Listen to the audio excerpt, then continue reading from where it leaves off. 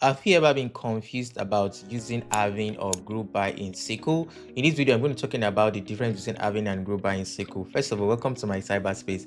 Now let's get right into it.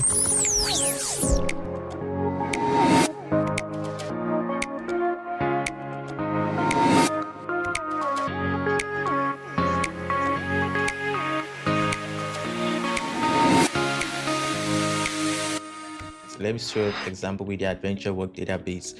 I opened up this table, which is called the employee department history, and we do see that we have run this table again. We see that we do have like departments, we have shift ID, the start date, the end date.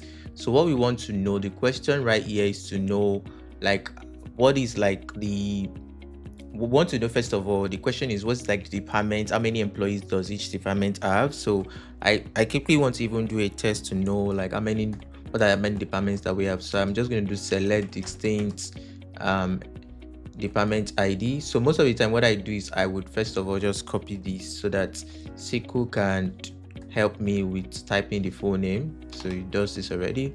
So I know I do have we have 16 rows, we have 16 departments. So imagine this department actually have like a department name, but you don't want to go to the stress of joining them to know the exact department name. So let me just comment this out. Remember, I would do this. So the question is to know like for each department how many employees do they have. So we want to, let's run this again. So I know that the information that I need is I would need let me run all of this. I would need the department ID and I would need the business entity ID, because business entity ID is like how you count the employees that you have. So I'm just going to take away this modify date, end date, and shift ID because I don't need that at all for this. Let's start with that.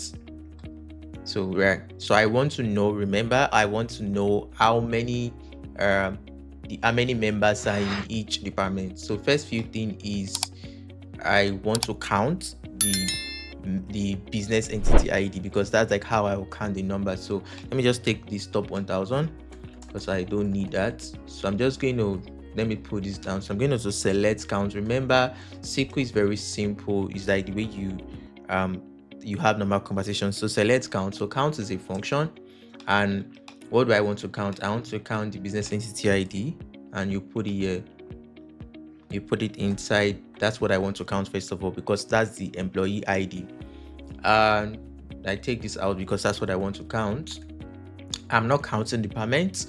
Now, if I want to count employee ID and I do like this, you will see what SQL is going to give me. It's going to run an error. It's going to say select invalid list. So the first few thing is it tells me to do a group by clause. When you aggregate a data in SQL, it is expecting you to do like a group by. So if you aggregate a data, like you do a sum, you do a count, and you still have another variable, if I take this out, it's going to work, right? It's going to show me that we do have 296, but I want to know for each department. So if I want to know for each department, I want to know, okay, business department ID 1, how many do you have? So I'm just going to group all these people, that 296. So what do I need to do? I'm just going to do, first of all, group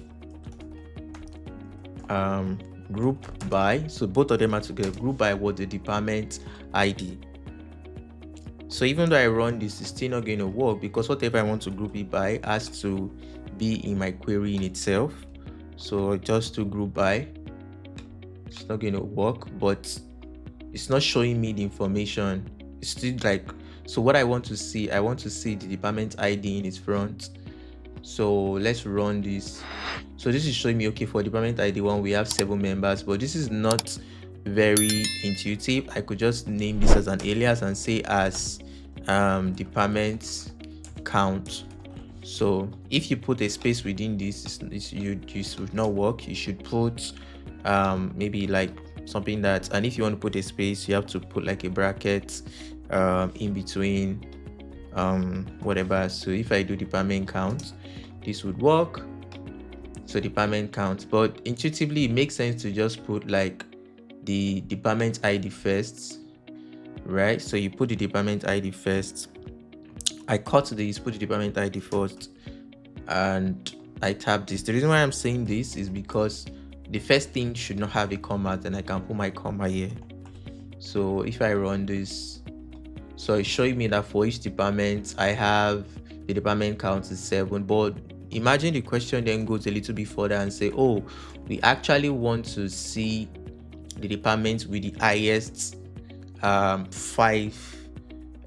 departments with the highest 5 the department with the highest 5 members. So you probably think about, oh, what if I just do select top 5? Remember, this is what it's going to show me.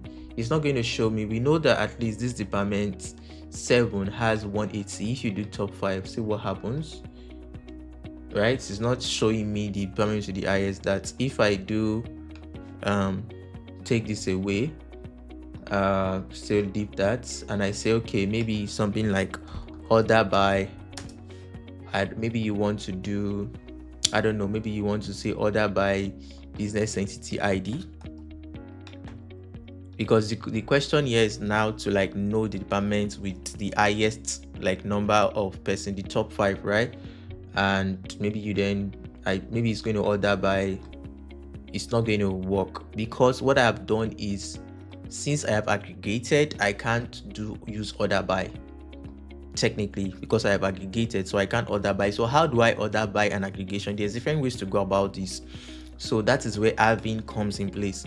So group by and having is two different things. So when you group something and you then want to have like, you want to do some ordering or whatever by what you group by, then that's when you use having. So I will now say having this, what I have here, this,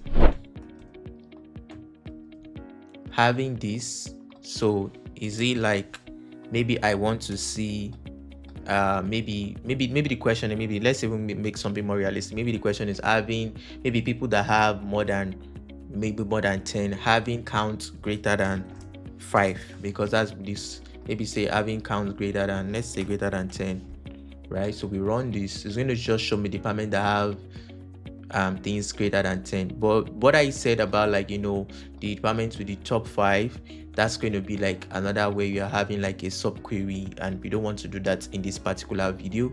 So just get to know that. So group by always come before having. Remember the silly frog approach that we used, that you have to cram that. So we can't say maybe say top 5 here, it's not going to work.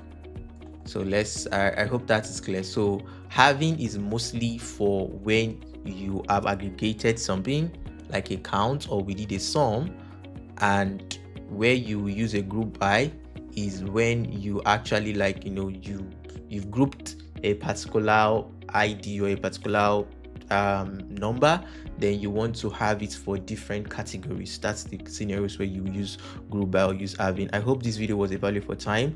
One of the things I would encourage you to do is look at a different table and make an hypothetical scenario on how you use group by or use having. Thank you. Ciao. See you in the next video.